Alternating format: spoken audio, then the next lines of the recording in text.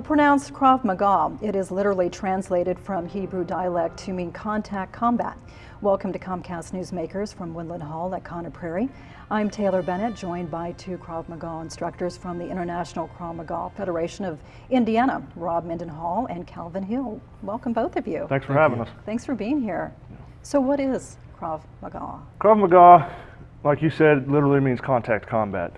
Okay, our creator and founder, Emmy Lichtenfeld, was born in the 30s in Budapest. And it wasn't a very good popular time to be Jewish. Okay, so he had to learn how to defend himself. He was a boxer, he was a swimmer, he's a wrestler. So as the Nazis came to his town, he began to stand up for his people.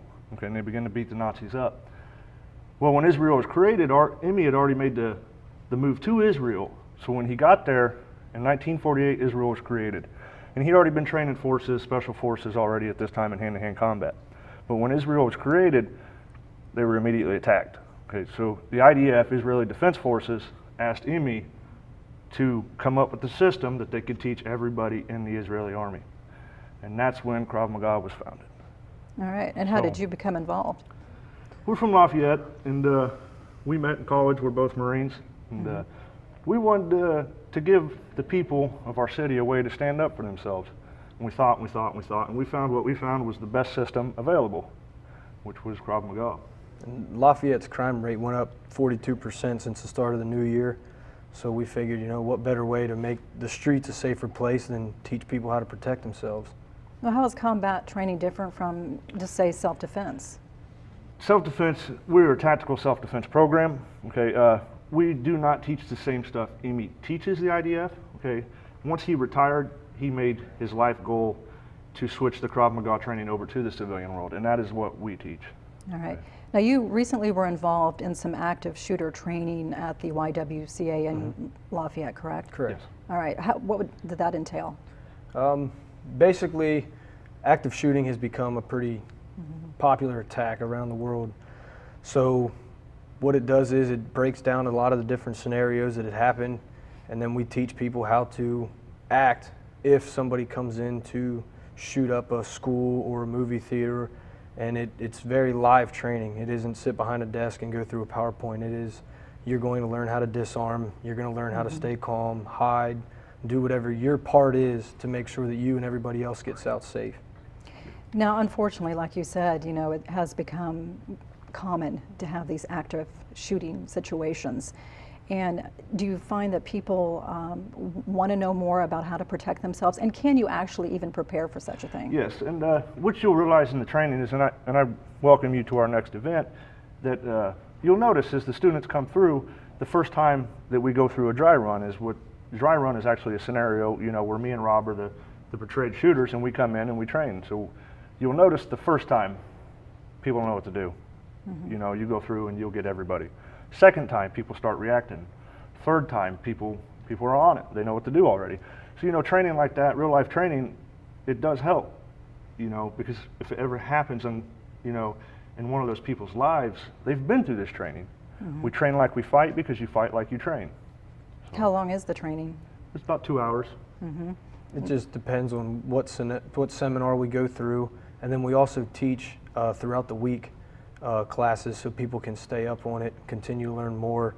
It's more than just seminars, it's a lifestyle. And obviously, I mean, you don't want to create panic, but how do you stay positive in teaching people these kind of skills? You have to look at the positive outcomes. You know, yeah, it's a horrible situation. There's no other way around it, but taking the proper steps to training to protect you and your family, you know, in my book, is something to be proud of, to remain positive about. Especially when you know that you got a family at home, and what happens when you want to take your family out for a Sunday afternoon movie and the attack happens and you're there. Now you know how to protect yourself and stop the attack. It's a good feeling knowing that you can protect yourself, and it's a great feeling being able to put those abilities in other people's hands. Emmy Lichtenfeld once said he created Krav Maga so that one may walk in peace. Okay, and that really means, you know, is a peace of mind. Yeah, you're probably not the toughest guy on the street, but in your mindset, you're comfortable enough that you know if any situation arises, you'll know how to deal with it.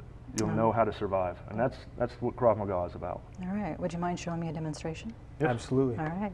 Well, you heard it. Up next, I'll be having my own Krav Maga demonstration. Stay tuned.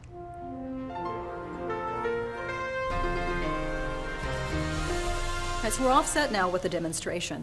So one of my biggest fears is being grabbed from behind. All right, so that is the first response I should have if I being grabbed from behind? So for being a female, walking away, you say getting grabbed from behind, 9 times out of 10, they're gonna grab you around the throat or the mouth, and that's what we're gonna do. Get the hand off, get the arm off, and we're gonna be violent about it. So if you wanna go ahead and try it. Okay. Yeah, show me what to do. Okay, so I'm walking this way. Okay. Instantly pluck, and I knee him in the head, shove him away and run. Okay. So always in the head? Always go for the head. We have 3 vital points we aim for: the groin, the throat, and the eyes, okay? If I can hit those, it's the fastest way to incapacitate an attacker. Now, what if it's a really big person? I mean, I'm small. It I mean, works. is it still going to work? You can try it with him. This is for male, female, boy, girl, old, young. In our organization, the IKMF, we actually have an adaptive system that is also for people with disabilities. So this is a system for everybody, not just guys, big girls. It's for everybody. It's very easily learned. We taught you in, what, a minute? So, All right. Can I try it with you? yes, you can. Okay.